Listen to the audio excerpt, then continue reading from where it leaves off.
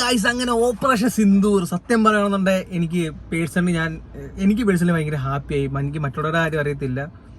നമ്മുടെ ഇന്ത്യക്കാരെ ചൊറിയുകയാണെന്നുണ്ടെങ്കിൽ തിരിച്ചടി കിട്ടും എന്നുള്ളൊരു രാജ്യങ്ങൾക്കുള്ളൊരു എന്താ പറയുക, ഒരു മുന്നറിയിപ്പ് എന്നുള്ള രീതിയിലാണ് നമ്മളിപ്പോൾ ചെയ്തേക്കുന്നത്. അതിനകത്ത് പാകിസ്ഥാൻ ചൊറിഞ്ഞപ്പോൾ എല്ലാവരും പറഞ്ഞു, കുറെ ആൾക്കാരൊക്കെ പറഞ്ഞു ഇന്ത്യ ഒന്നും ചെയ്യാനൊന്നും പോകുന്നില്ല, ഇന്ത്യ അല്ലെന്നുണ്ടെങ്കിൽ പറച്ചിൽ മാത്രമേ ഉള്ളൂ, തള്ളു മാത്രമേ ഉള്ളൂ. അതല്ല, അതിനുള്ള കേപ്പബിലിറ്റി ഉള്ള രാജ്യമാണെന്നുള്ള കാര്യം തെളിയിച്ചിരിക്കുകയാണ്.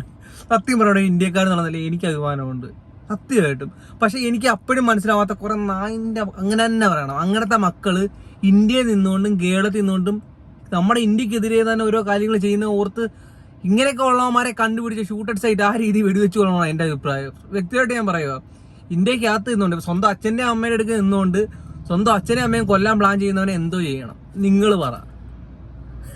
എന്തായാലും എല്ലാത്തിൻ്റെ അണ്ണാക്കി വെച്ച് പൊട്ടിച്ചിട്ടുണ്ട്, കുഴപ്പമൊന്നുമില്ല.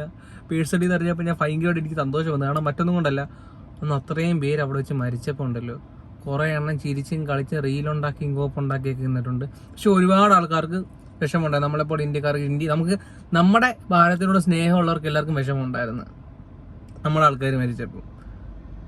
അതിനുള്ള മറുപടി എന്തായാലും ചുട്ട മറുപടി കൊടുത്തിട്ടുണ്ട്.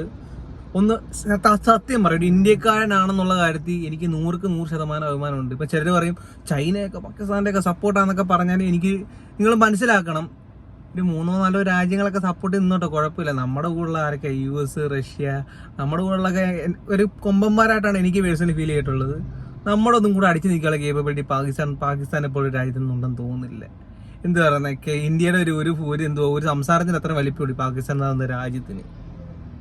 ഇല്ല, നേച്ചറിൽ പറയുന്ന പോലെ പാകിസ്ഥാൻ വിചാരിക്കുകയാണെന്നുണ്ടെങ്കിൽ അണുബോംബുകളൊക്കെ 1-2 ഇന്ത്യയുടെ ചില പോർഷൻസ് ഒക്കെ പോവായിരിക്കും. പക്ഷെ പിന്നെ പാകിസ്ഥാൻ കാണത്തില്ലെന്ന് പറയുന്നതിന്റെ ഒരു തെളിവാണ് ഇപ്പൊ സംഭവിച്ചിരിക്കുന്നത്. ഇങ്ങോട്ട് 10 കിട്ടിയെങ്കിൽ അങ്ങോട്ട് 100 കൊടുത്ത് എനിക്ക് സന്തോഷമായി.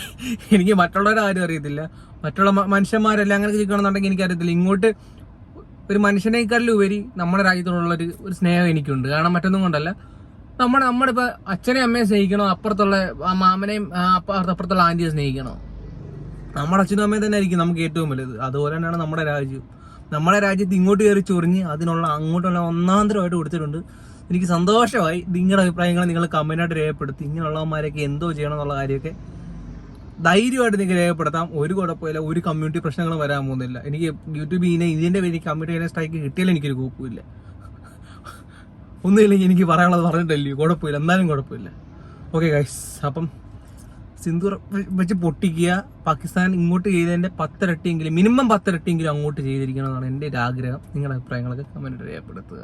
പക്ഷെ എന്നിട്ട് എനിക്ക് പറയാനുള്ളതെന്ന് പറയുന്നത്, കേരളത്തിൽ ഇന്ത്യയിൽ നിന്നുകൊണ്ട് ഇന്ത്യക്കെതിരെ പ്രവർത്തിക്കുന്ന തന്തരക്കെടുന്ന മക്കളെ വെടിവെച്ച് കൊല്ലണം എന്നാണ് എനിക്ക് പറയാനുള്ളത്. നിങ്ങളുടെ അഭിപ്രായങ്ങൾ അതിനും കമന്റ് ചെയ്യുക.